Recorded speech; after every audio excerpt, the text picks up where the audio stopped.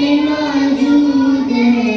फूल खिलते हैं बरस की सल्ले अला, फूल खिलते हैं बरस की सल्ले अला, झूम कर कह रही निभाए सदा ऐसी खुशबू चमन के गुलों में कहाँ, ऐसी खुशबू चमन के गुलों में कहाँ, जो नबी के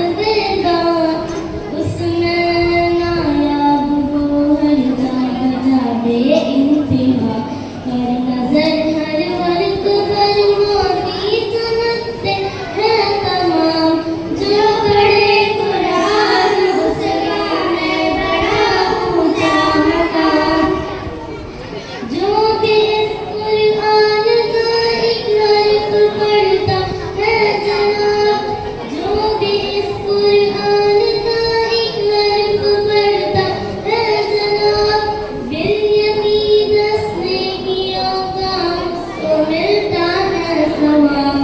ये हमें कलमा गए हैं सैयद खैरुल अनाम, जो पढ़े कुरान उसका है बड़ा ऊंचा मकाम।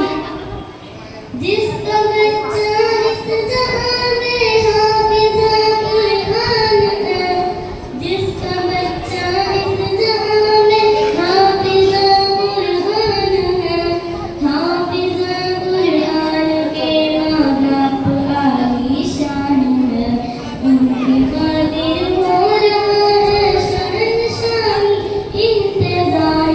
जो पढ़े कुरान उसका है बड़ा ऊंचा मकाम। उनके सर पर जो सुनहरी ताज रखेगा खुदा, उनके सर पर जो सुनहरी ताज रखेगा खुदा, होगा सूरज सर्दिया गाह रोशनी में पुरजिया, सब कहेंगे आ रहे हैं सैयद खैरुल अनाम। जो पढ़े कुरान उसका है बड़ा ऊंचा मकाम। क़ारिउल कुरान या कुरान पढ़ते जाएंगे, क़ारिउल कुरान या कुरान पढ़ते जाएंगे, नूर की सब सीढ़ियों पर खूब चढ़ते जाएंगे। पूरे मारे मुक़द्दस देंगे झुक झुक कर सलाम। जो पढ़े कुरान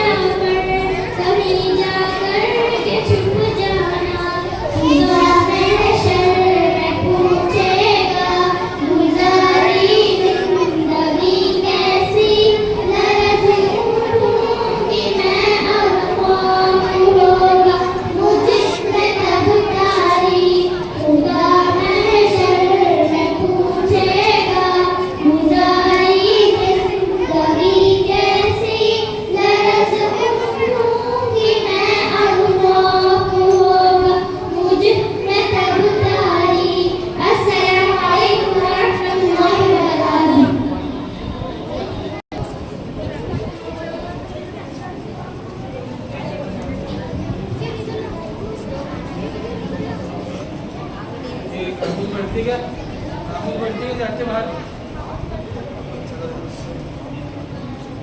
आवाज़ करनी पड़ती यार।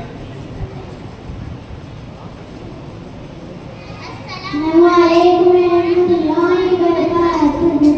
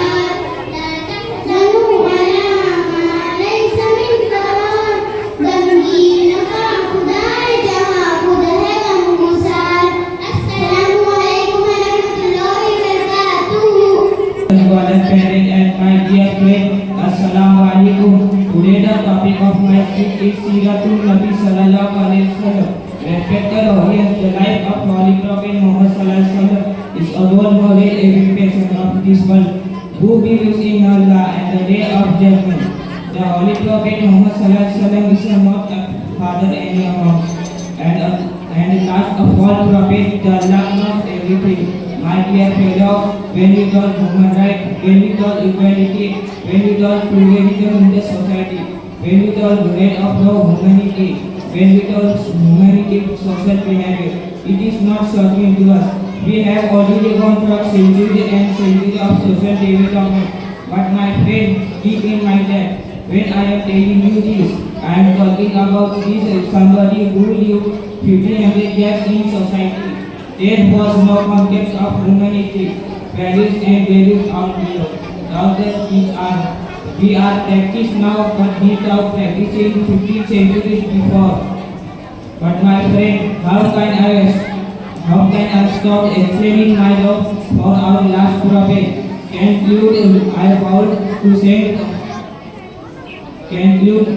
May Allah grant us courage to send our comforting to save our life prophet Sultan Amin Samani Kedallah.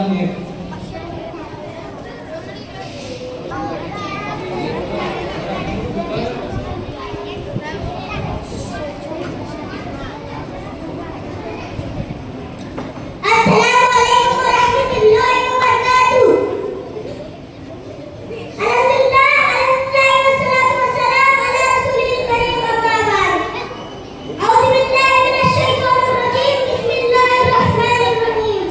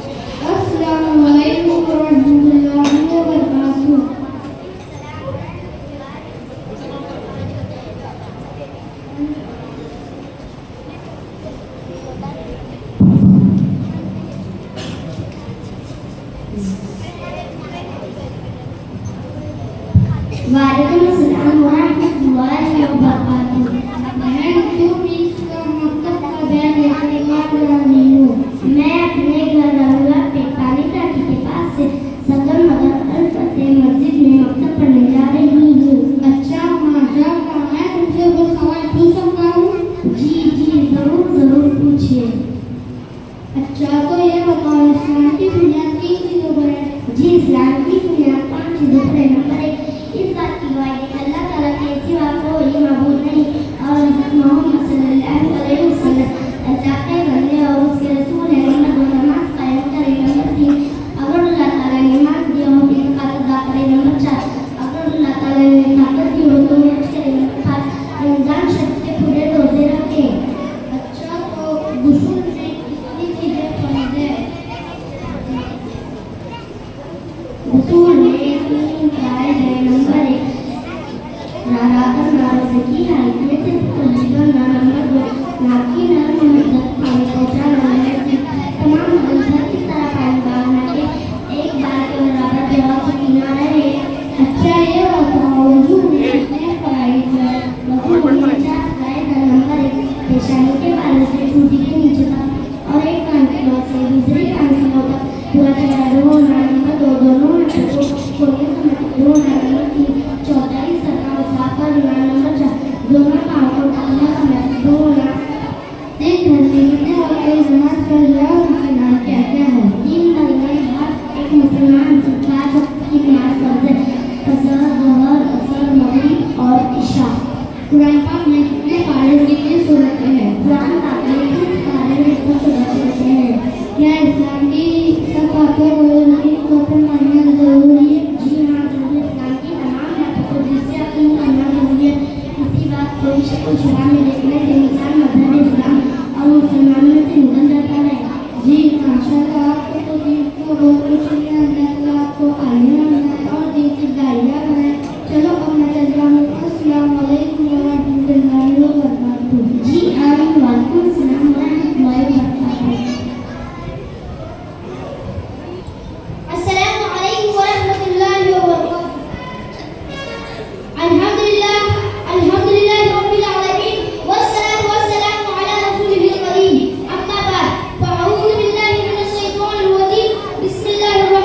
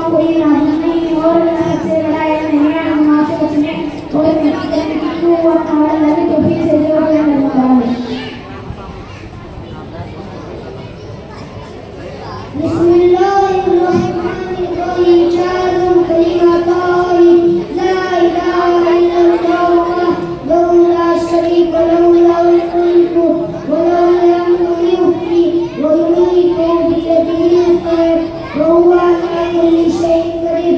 तर्जुमा अल्लाह के सिवा कोई माबूद नहीं, वो अकेला है, उसका कोई शरीक नहीं। सारा और सब तारीफें उसकी है, सारा वही उसकी है और सब तारीफें उसकी है। वही जिंदा करने का और वो हमारे की सुखोगे। तंजुम कलिमा बदे शुक्र अल्लाहुम्मा inni a'udzu bika min an usyrika bika syai'an wa ana a'lamu bihi astaghfiruka lima la a'lamu bihi kuntu anta tabarra'tu minal kufri wasyirki wal ma'asi kulliha aslamtu wa amantu wa aqulu ashhadu an la ilaha illallah wa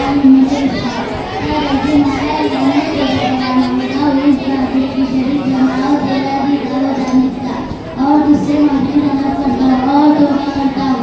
इस गुनाह से जिसे मैं नहीं जानता और बेजारों को शिरक से और शक से और मैंने इस्लामी नाम इकरार करता हूँ अल्लाह के सिवा कोई माबूद नहीं सल्लल्लाहु अलैहि वसल्लम अल्लाह के रसूल।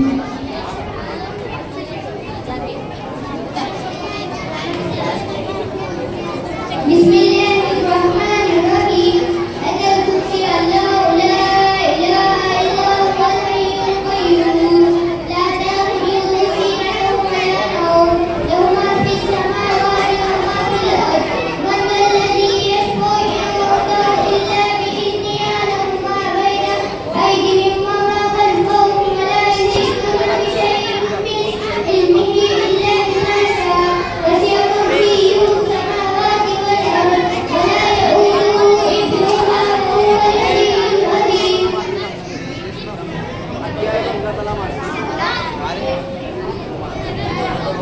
بسم الله الرحمن الرحيم أسرجت الملائكة والملائكة وزكي على النسر كلنا نمبر ورسكنا المعجزة فعرفنا مبتين تمام بدن فرنسنا فعرفنا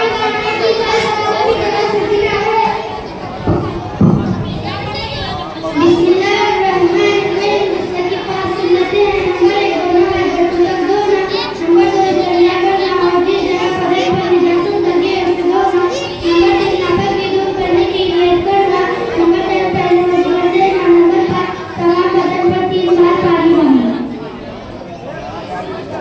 बिस्मिल्लाहिर्रहमानिर्रहीम वजू के 4 फराइज हैं। नंबर 1 पेशानी के बालों से लेकर ठुड्डी के नीचे तक 1 कान किलो से लेकर दूसरी कान किलो तक पूरा चेहरा धोना। नंबर 2 दोनों हाथों को कमीजों में धोना। नंबर 3 चौथाई सर का मसाज करना। नंबर 4 दोनों पैर टखनों से धोना।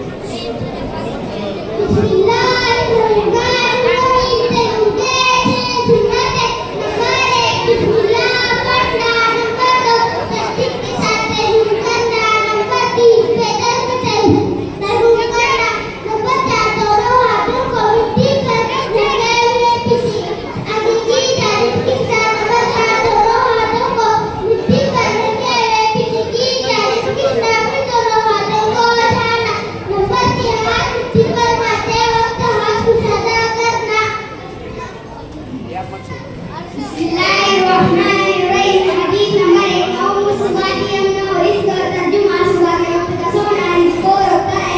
हदीस नंबर 2। अस्सलामु कब्ल कलाम। तर्जुमा बात करने से पहले सलाम किया करो। हदीस नंबर 3। अत-तौहीद शतरुल ईमान। तर्जुमा पाकी ईमान का हिस्सा है। हदीस नंबर 4। अल-वज़ू मिफ्ताहु सलात। तर्जुमा वज़ू नमाज की कुंजी है। हदीस नंबर 5। अल-सलाती इमादुद्दीन। तर्जुमा नमाज दिन का सुकून है। बिस्मिल्लाहिर्रहमानिर्रहीम। मस्जिद में दाखिल होने की 5 सुन्नतें। नंबर 1। मस्जिद में पहले दाखिल करना।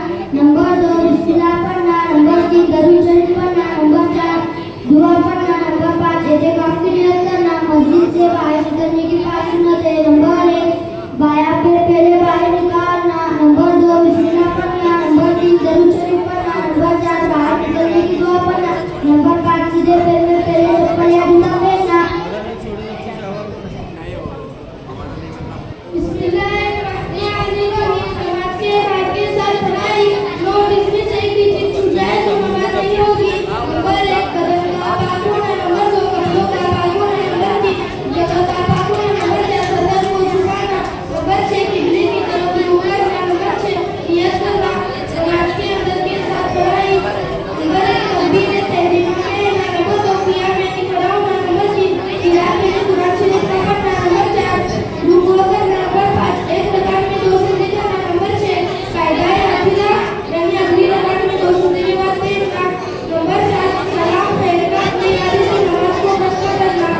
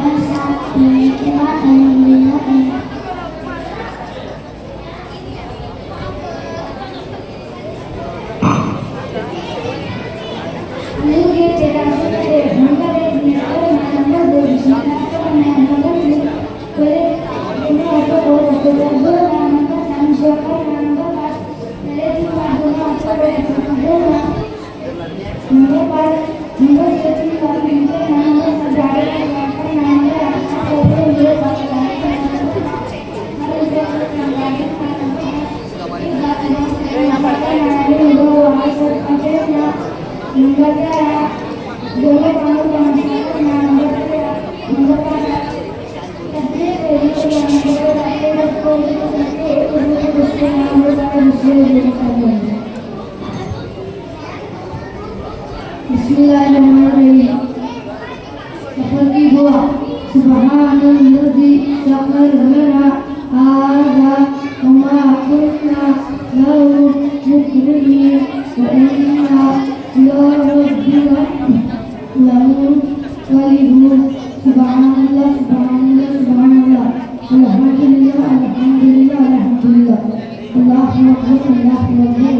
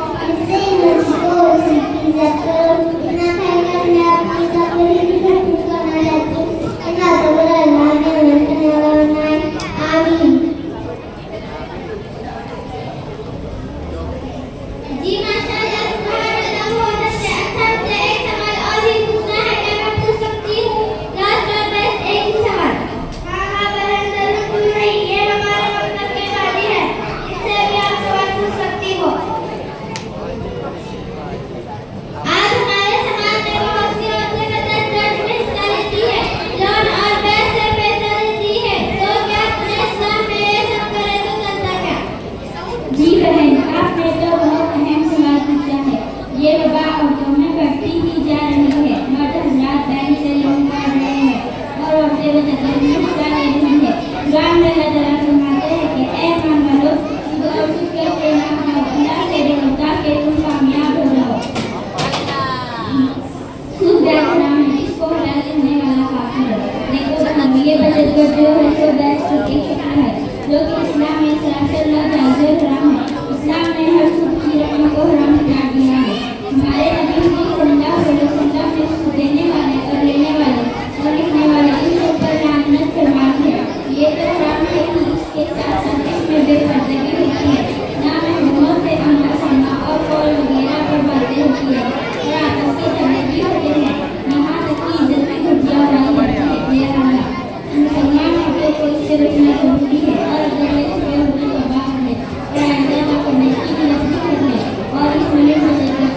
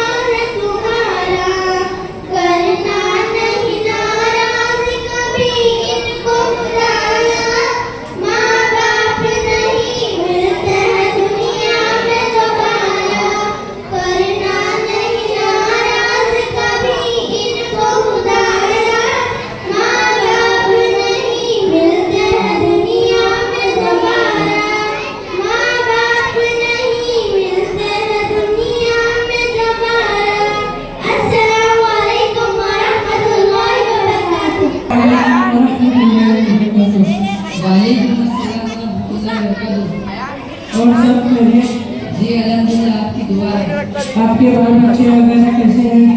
जी अल्हम्दुलिल्लाह सब ठीक है। चाचा जान, मुझे तो आपको देख कर ये लगता है तुम कहीं सफर पर जा रहे हो और साथ में बेटे को लेकर जा रहे हो। बेटा तो माशाअल्लाह दूल्हा लग रहा है, टिप-टॉप कपड़े और वादड़ी पहना है। क्या बात है, कहाँ का इरादा है? क्या बताऊं मौलाना साहब, मैं मेरे बेटे को रिश्ता देखने के लिए जा रहा हूँ। अपने शहर में रिश्ता ही नहीं मिल रहा, इसीलिए दूसरे शहर में जा रहा हूँ। जी चाचा जान, आप चाहे तो मैं आपके बेटे के लिए मुनासिब रिश्ता देख सकता हूँ। बहुत सारे रिश्ते मेरे पास है, गरीब भी है और मालदार भी है। लिहाजा आप अपनी डिमांड पेश करें ताकि इसी हिसाब से रिश्ता देख सकूँ। जी मैं भी गरीब का ही रिश्ता तलाश कर रहा हूँ। बस घर खुद का रहना और अच्छा रहना और खानदानी होना, बस और कुछ नहीं। बेटा अब्दुल रहमान, तुम भी अपनी डिमांड पेश करो।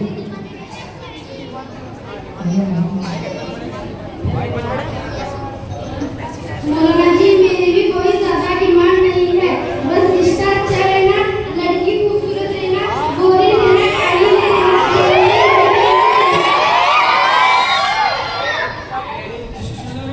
बेटा तेरा मुंह देखेगा इन्हें में। क्या बोले मौलाना, क्या बोले?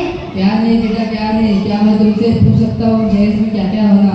मौलाना जी, अल्लाह का दिया हुआ सब कुछ है, दौलत है, शोहरत है, इज्जत है, बस एक नेक रिश्ते की तलाश है। मौलाना जी, मुझे दहेज में क्या भी नको, सिर्फ एक नेक रोशन काम के ताकि मेरी बेटी घूमती फिरती। और मौलाना जी, मुझे क्या भी नको, एक अच्छा रहना देखो अच्छा रहता ताकि इनकी बेटी की गली में हाथ डालकर घूम सके। और मौलाना जी, मुझे क्या भी नको, एक सोफा सेट दे तो अच्छा रहता ताकि इनकी बेटी सुकून से बैठ सके।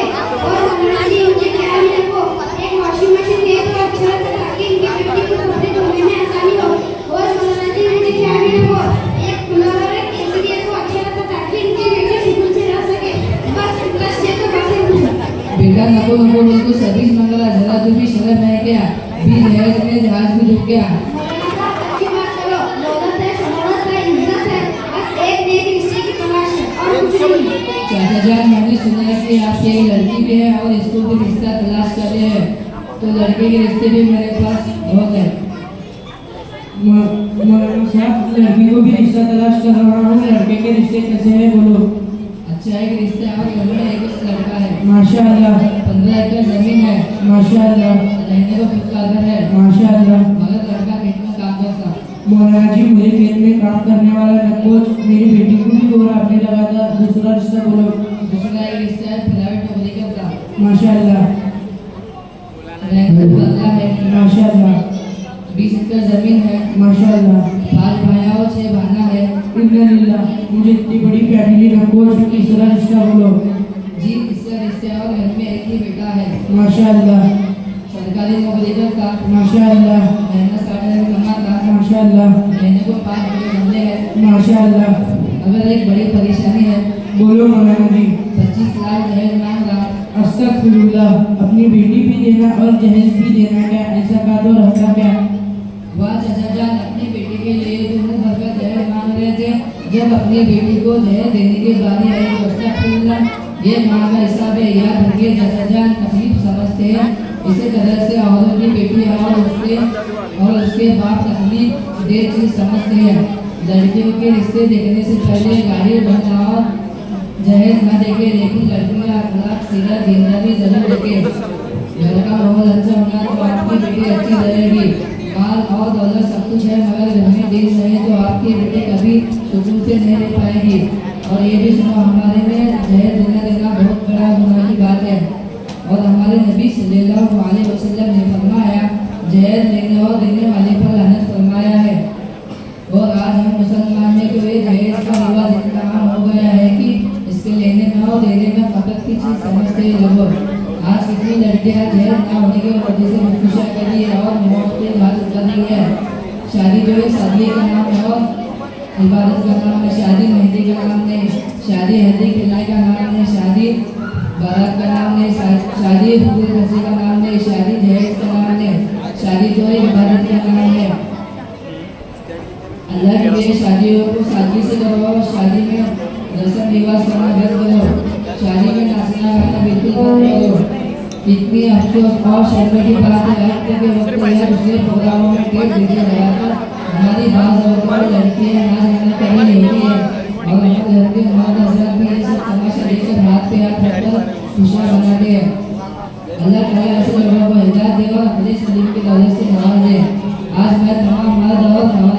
इस मुकाबले के जरिए से और सालाना दिल से मुनासिबत से कहना चाहता हूँ, अल्लाह के लिए शादी को सादगी से करवाओ, नाचना गाना बिल्कुल बंद करो और जहाँ पर हो रहा वहाँ पर हर सर्विस मत जाओ और जहेज की लानत को लेने देने से बचो।